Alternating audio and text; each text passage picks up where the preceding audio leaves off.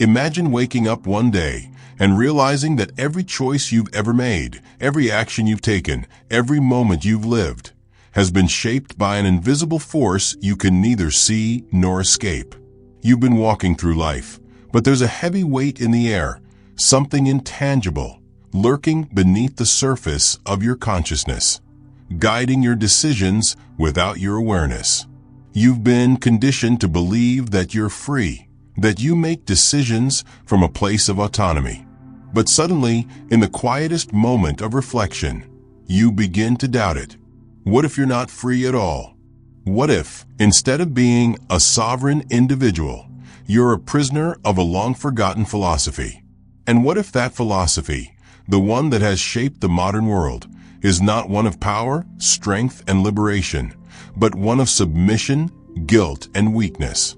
This is the unsettling paradox at the heart of Nietzsche's critique of slave morality, a concept so deeply embedded in our lives that we don't even see it anymore. We call it compassion, we call it humility, we call it justice. But in Nietzsche's view, it is the very thing that has shackled us. Imagine a world where the moral virtues you hold dear, the very ideals that define what it means to be good, are in fact a product of weakness. Imagine that everything you've been taught to revere about being selfless, humble, and charitable is nothing more than the perpetuation of a moral code that benefits the weak, the meek, and the powerless. A moral code that hides its true origins beneath layers of cultural conditioning and social norms. Now let me ask you this. Could it be that the slave morality Nietzsche warned us about has silently taken over the world we live in today? That the values we cherish most, the very principles that dictate how we interact with one another and judge the world, are not expressions of higher human virtues, but rather reflections of a long history of resentment, fear, and servitude? This question is not just an academic one, it's personal, visceral. And if you let it, it will unsettle you to your core. Nietzsche saw it long before most others. He saw how the values of the weak, those who had been oppressed for centuries, began to infiltrate the very foundations of civilization itself. What were once survival mechanisms for those powerless to fight back became the dominant moral framework of the entire society. And today, the ripple effects of that transformation are everywhere. From the way we view power and success to the way we judge our own worth, the world is suffocating beneath the weight of this moral system. But here's the truly disconcerting part. These moral ideals are not only still here, they are thriving. Every time you stop yourself from pursuing what you truly desire out of guilt, every time you suppress a natural desire to achieve or dominate in the name of fairness, every time you compromise your authentic self for the sake of others' approval, you are feeding this invisible force. It is inside you. It is inside all of us. So, what happens when you wake up to the reality that you have been living under a set of moral values that were never meant to make you strong, but to keep you weak? What do you do when you see the world not as it's been sold to you, but as it truly is? This is the dilemma that Nietzsche threw in our faces, and it's a question we are all still running from. The world you inhabit, the life you lead, the very ideas you hold dear, are they truly your own? Or have you, like so many others, been bound by an age-old moral system that turns power into something to be ashamed of and weakness into something to be worshipped? This is not merely a theoretical question, it's an existential one. It demands that you look at yourself in the mirror and confront the possibility that everything you know about virtue and strength could be a lie. The question, then, is what will you do when you realize that the world has been quietly, almost imperceptibly, shaped by a moral code of weakness, and that you've been living according to its rules all along? This is not a theoretical discussion. This is your life, and the way you see the world is about to change forever. The moment you begin to peel back the layers of conventional morality, a deeper, more uncomfortable realization starts to take shape. The moral code that underpins modern civilization is not an expression of human greatness. It is, at its core, an artifact of human weakness. What is so deeply ingrained in the fabric of society, something so familiar that it feels like a part of us, is actually a survival mechanism designed by and for those who lack the strength to fight back. This moral system, which Nietzsche dubbed slave morality, is far more pervasive than we ever imagined, and its roots run deep in the psychology of both individuals and societies. To understand how this came to be, we must go back, not only in history, but into the deepest recesses of the human psyche. It begins with the work of Nietzsche's predecessors, particularly the philosopher Arthur Schopenhauer, whose dark vision of human existence Nietzsche inherited and expanded upon. Schopenhauer saw life as driven by blind, unconscious will, a force that compels us toward desires, but never offers us true satisfaction. Human life, he argued, was inherently painful, and the pursuit of individual will only led to more suffering. For Schopenhauer, true peace could only be found by renouncing the will to live, a path Nietzsche would later reject in favor of embracing life's chaos, but not without acknowledging its darker undercurrents. What Nietzsche found disturbing in Schopenhauer's view was not the emphasis on suffering itself, but the way it allowed human beings to surrender themselves to weakness. In his rejection of life's inherent suffering, Schopenhauer inadvertently set the stage for a moral code that glorified suffering and negated strength. Nietzsche, in contrast, sought to expose this deeply ingrained assumption, claiming that the desire to avoid suffering at all costs, often through submission or the renouncement of the self, was itself a sign of weakness. Nietzsche's theory of slave morality traces its origins to the age-old struggle between the powerful and the oppressed. In ancient societies, the ruling class, the aristocracy, the warriors, and the strong defined what was good as that which embodied power, strength, and nobility. This was master morality, an ethos that celebrated pride, dominance, and the exercise of will over others. It was a moral code born from power and self-affirmation.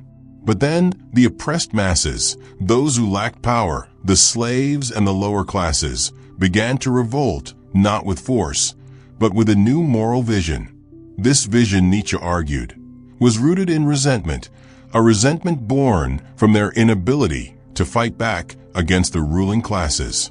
As a response to their suffering, the oppressed began to elevate virtues such as humility, meekness, forgiveness, and self-sacrifice.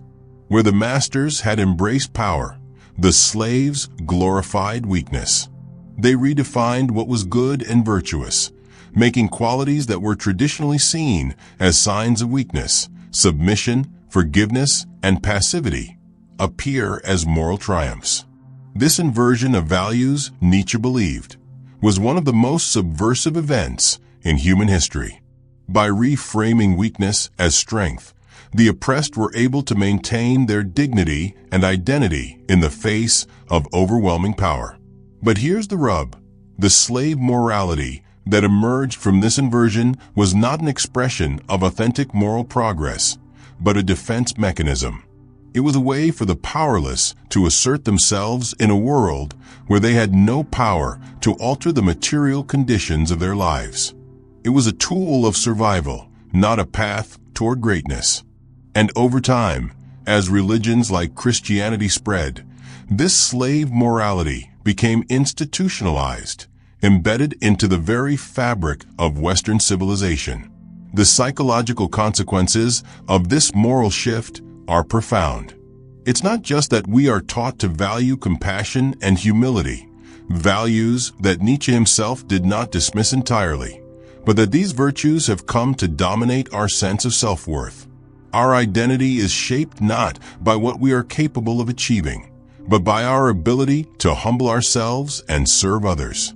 In fact, the more we sacrifice our own desires and ambitions for the sake of others, the more virtuous we are considered. It's a moral framework that elevates self-sacrifice and subjugation as the highest expressions of goodness, while condemning strength and self-assertion as selfish, arrogant, and dangerous. Psychologically, this creates a tension within individuals, an internal conflict between the desire for self-expression, power, and achievement, and the cultural imperative to suppress these desires for the sake of humility and compassion. The result is what modern psychology terms cognitive dissonance, the uncomfortable feeling that arises when we hold two conflicting beliefs. On one hand, we are told that we should strive to be our best, to express our true selves, to pursue greatness. On the other hand, we are taught that doing so is morally suspect, if not outright immoral. Over time, this leads to a fractured self-image, a sense of self-doubt, and a deep-seated resentment of the very qualities that make us powerful, unique, and capable. Nietzsche understood that this moral inversion was not only harmful to the individual, but to society as a whole. He saw how the slave morality that permeated Western culture led to a kind of collective decadence, a society that was content to wallow in mediocrity, moralizing every act of power as if it were inherently corrupt. Nietzsche was not advocating for unchecked cruelty or domination, but he warned that the rejection of strength, ambition, and vitality would ultimately lead to the decay of civilization. By promoting weakness as the moral ideal, we had locked ourselves into a cycle of impotence, where true greatness and creativity were suffocated in favor of empty altruism and self-effacement. And yet, this system of thought persists to this day. In fact, it has been so deeply ingrained into our cultural psyche that we don't even question it anymore. We revere the selfless martyr, the compassionate leader, the humble servant, values that seem unquestionably virtuous, but in Nietzsche's view, are the very qualities that keep us enslaved to an old, outdated moral code. This brings us to a critical juncture. Can we recognize that the moral framework we operate within is, in fact, a product of powerlessness? Can we begin to see the ways in which we've been psychologically conditioned to value our own submission over self-expression, our own servitude over sovereignty? At the heart of Nietzsche's critique is not an attack on compassion or humility themselves, but a call to reassess their place in the moral hierarchy. Could it be that the virtues we hold most dear are, in fact, the very chains that bind us? Could it be that, in our reverence for weakness, we are sacrificing our potential for greatness? The road to liberation begins with this realization. The slave morality that still governs our lives is not our own. It was handed down to us through centuries of social, cultural, and psychological conditioning, and it has shaped the way we see ourselves and the world around us. But now that we see its roots, we must ask ourselves, is it time to break free? You've begun to grasp the origins of the moral system that governs your life, the slave morality that quietly dictates your values, your behavior, and even the very way you see the world. But now, let's turn our attention to something even more unsettling: the unseen consequences of living within this moral framework. This is where the full weight of Nietzsche's warning becomes palpable. These consequences are not just philosophical. They are psychological, social, and deeply embedded in the structures of our daily existence. They are hidden in plain sight, shaping the contours of personal identity, societal organization, and even the very way we perceive the nature of reality itself. The first, and perhaps most insidious, consequence of living under the sway of slave morality is the cultivation of resentment. Nietzsche argued that slave morality arose from a deep well of resentment towards the strong, the powerful, and the noble. But over time, this resentment became internalized. It didn't just remain an external force that sought to overthrow the oppressors. It became something much more dangerous, an inner dialogue that constantly undermines the individual's sense of worth. Consider how this resentment plays out in everyday life. You're taught from an early age that the world is an inherently unfair place, and that those who succeed are somehow morally suspect. You're taught that to want more power, more success, more recognition, is to betray some moral code, to be selfish or arrogant. But these feelings of inadequacy, of being unworthy of greatness, fester within you. And instead of allowing you to rise above them, this resentment turns inward, poisoning your self-esteem. The world around you becomes a reflection of these inner wounds, a world where success feels like an unattainable, morally dubious ideal, and where you are trapped in a cycle of self-doubt and self-sacrifice. This resentment is not always so obvious. It is a quiet, persistent undercurrent. It shows up in the passive-aggressive ways we interact with others, in our tendency to tear down those who achieve greatness, and in the subtle feelings of envy and frustration that arise when we see others living the life we secretly desire. Resentment becomes a barrier between us and our potential. It prevents us from embracing our own power, our own uniqueness, and our own possibility. Instead, it convinces us that to aspire for greatness is to become like the very tyrants we were taught to despise. Now, consider the deeper social consequences. Slave morality is not a philosophy for the individual alone. It is a collective force that governs societies, institutions, and even nations. When you look around at the world, you see how this moral code influences everything from politics to business to culture. It is reflected in the way we elevate the powerless and the marginalized, while vilifying the powerful and successful.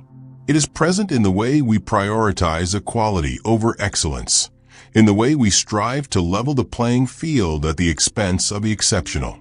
The most glaring manifestation of this moral framework in contemporary society is the pervasive culture of victimhood. Today, more than ever, individuals and groups are encouraged to define themselves by their victimhood, to wear it as a badge of honor.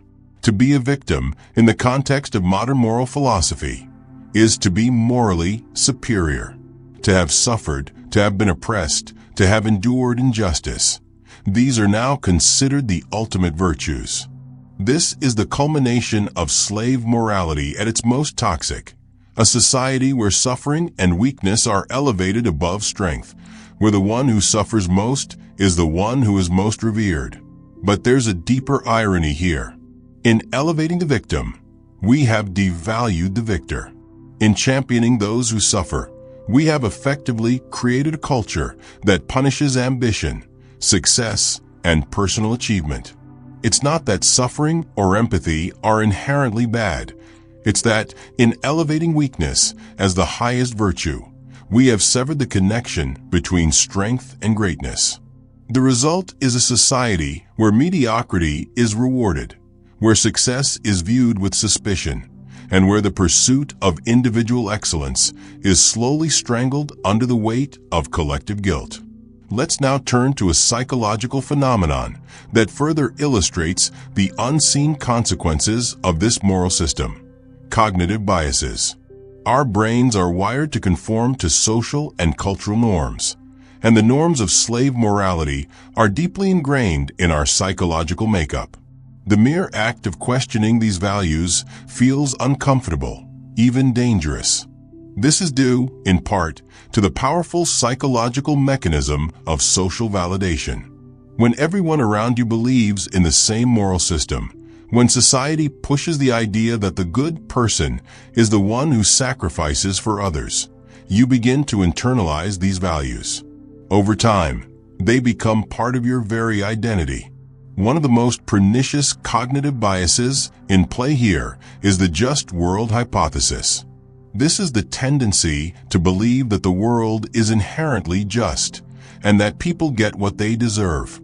While this bias might seem like a way to cope with the chaos of life, it leads to the devaluation of strength and the glorification of weakness. The logic goes like this: if you are strong and successful, you must have done something wrong, because the world is meant to reward the humble and the meek. In this worldview, those who are successful must have either been born with privilege or exploited others to get ahead, while those who suffer are inherently virtuous because they are victims of an unjust world. This bias creates a self-fulfilling prophecy. If you believe that only the weak and the victimized are morally worthy, you will subconsciously find ways to diminish your own achievements, to discredit your success, and to vilify those who rise above you.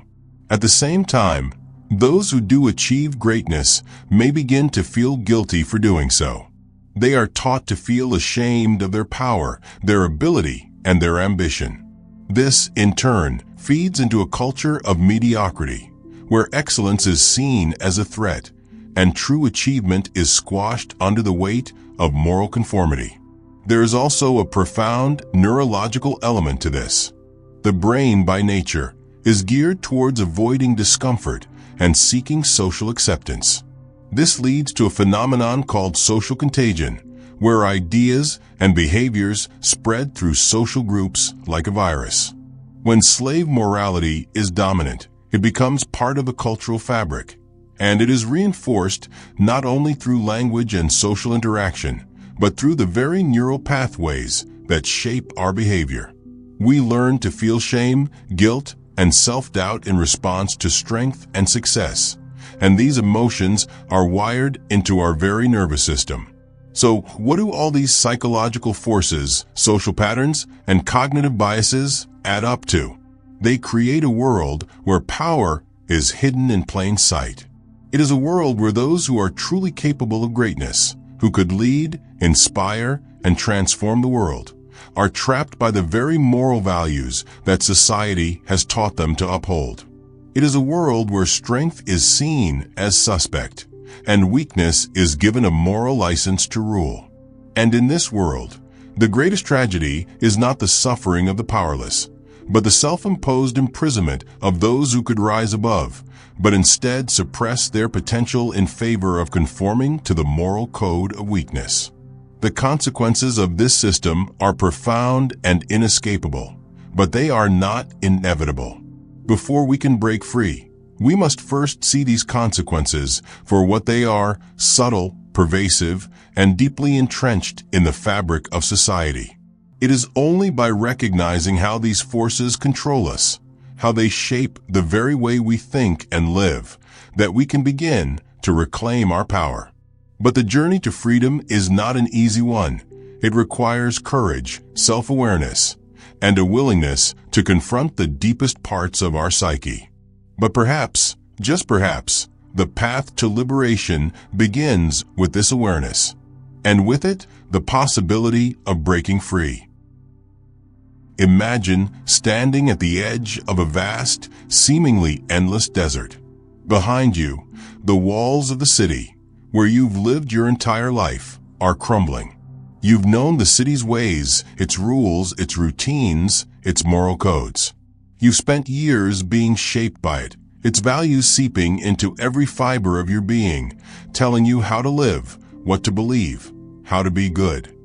But now, standing on the precipice of this desert, you see something, an expanse of emptiness, a freedom you've never known, calling to you. And yet, even as you take your first step forward, a voice from deep within pulls you back. "What are you doing?" it asks. "Why would you leave the safety of everything you've ever known?" This voice is the embodiment of slave morality, screaming in resistance to the very possibility of liberation. It is the voice of doubt, guilt, and fear built from years of conditioning. It is the voice of the many who have conformed to the expectations of society, who have allowed themselves to be shackled by values that have nothing to do with true greatness. And yet, the desert before you represents a new possibility, a different way of being, a way that challenges the very foundations of what you've been taught to value.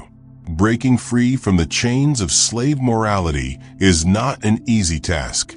It requires something deeper than simple rebellion. It requires a complete transformation of your worldview, your psychology, and your relationship with power.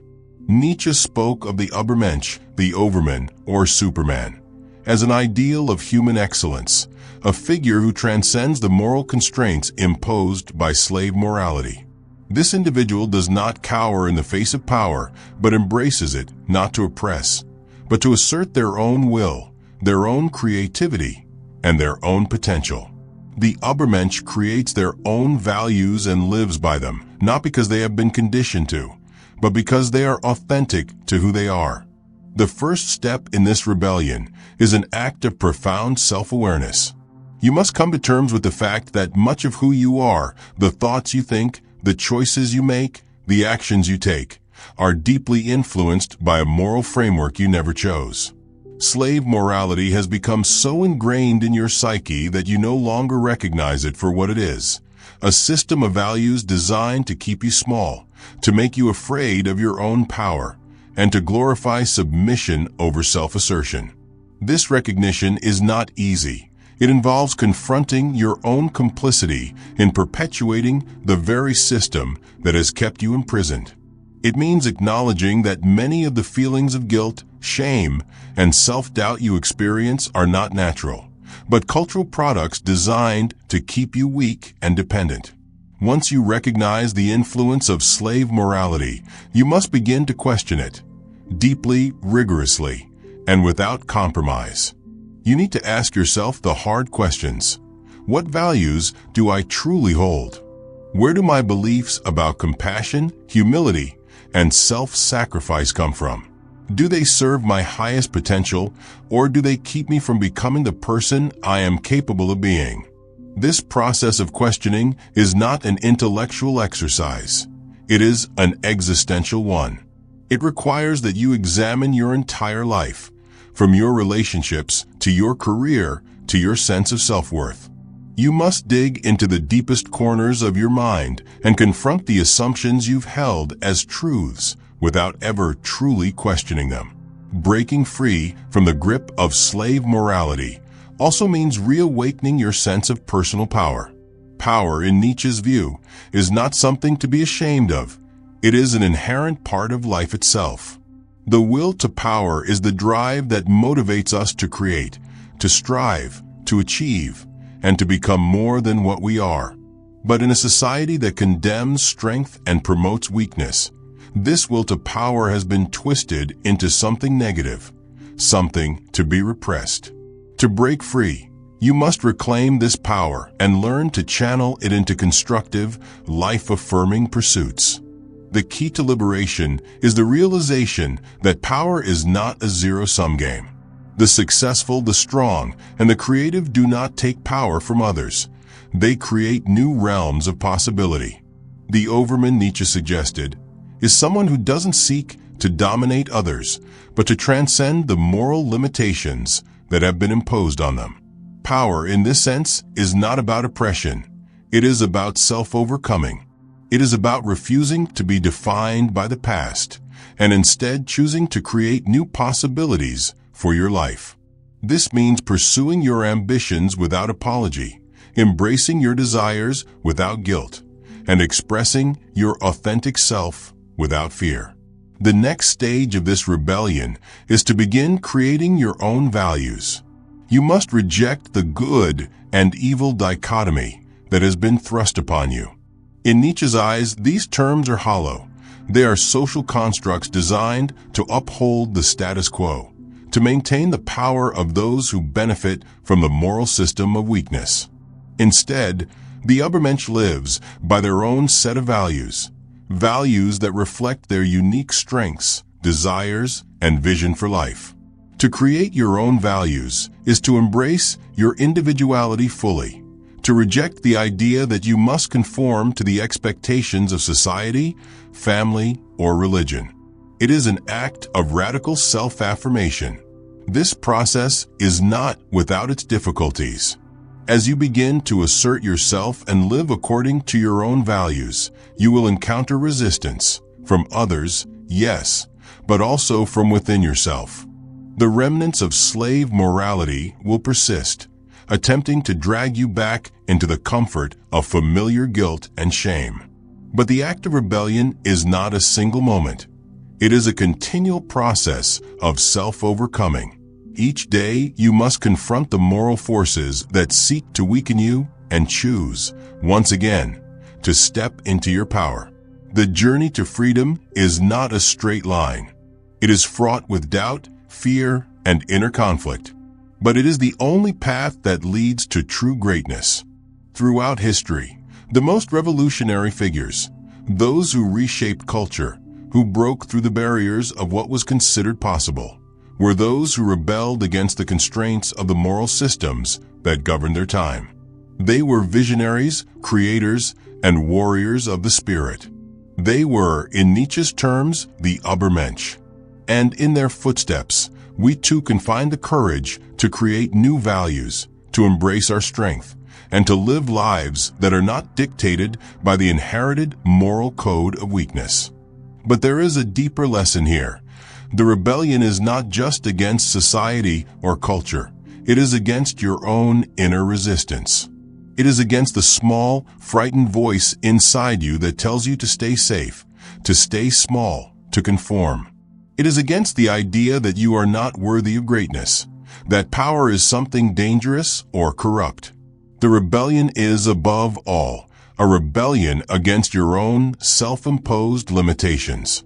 It is the realization that you are capable of far more than you have allowed yourself to believe, and that the true essence of life lies not in submission, but in the relentless pursuit of self-creation and self-empowerment. Now, standing at the edge of the desert, it's time to take that first step.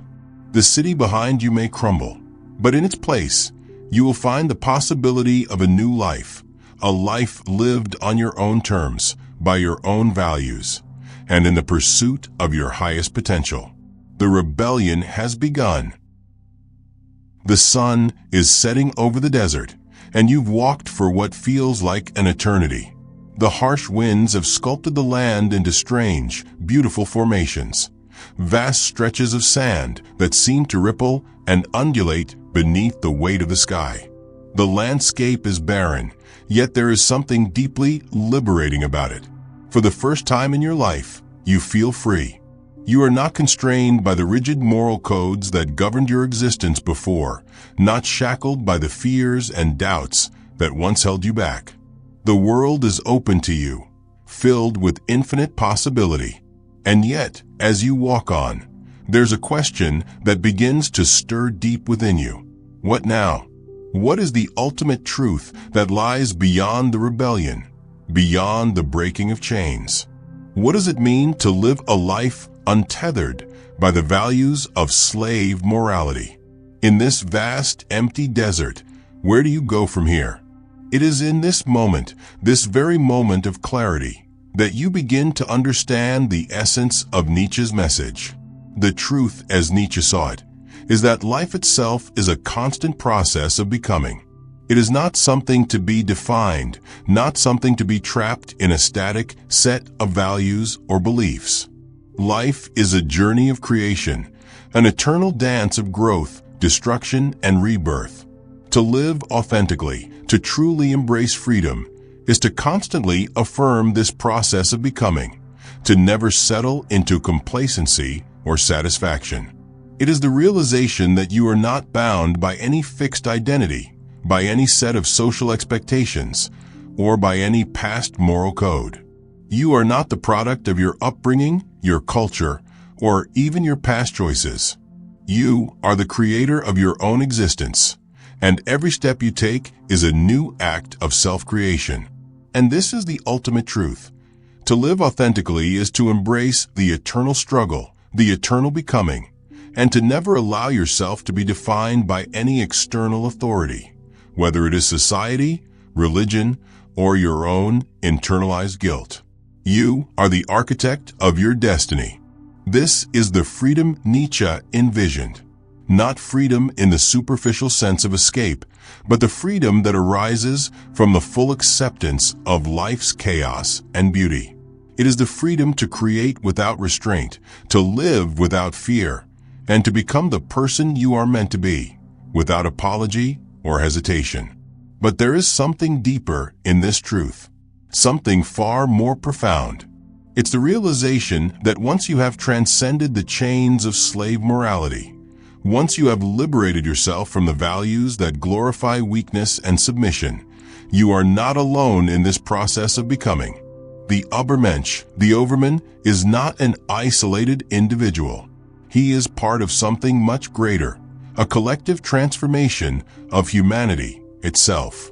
Nietzsche's vision was not one of a few exceptional individuals rising above the masses, but of a world where every person could tap into their own power and potential, free from the constraints of inherited morality. This is not about creating a society of ruthless individuals. It is about the emergence of a new kind of humanity, a humanity that embraces strength, creativity, and vitality, not as a means of domination, but as an expression of life itself. This is the ultimate liberation, to realize that your greatest enemy is not society or the external forces that constrain you. It is the self-doubt, the guilt, and the fear that you have internalized over a lifetime. The greatest battle is fought within, and once you conquer that, once you free yourself from the moral shackles that have held you captive, there is nothing in the world that can stop you. You now stand at the crossroads of your own existence. The desert before you represents the unknown, the infinite possibilities that await. It is no longer a place of fear or isolation. It is a canvas, a blank page on which you can write the story of your life. Every step you take is a reaffirmation of your will, a declaration that you will no longer live under the weight of inherited values or societal expectations. You are free, but freedom is not a one-time event. It is a constant process of creation, of self-overcoming, of becoming who you are meant to be. In the distance, you can see the horizon stretching endlessly. The setting sun casts long shadows on the sand, but in those shadows, there is light. The light of possibility, the light of freedom, the light of self-creation. And as you stand there, at the edge of everything you once knew, you realize something profound. The ultimate truth is that life is not something to be lived in accordance with moral codes or social rules. Life is to be lived as a work of art, an ongoing masterpiece, created by the most daring and authentic expression of your own will. And in that moment, standing in the vast desert of possibility, you understand that you are the creator of your own reality. Nothing else matters but the life you choose to forge. The desert, vast and open, is yours to walk, and with each step you transcend.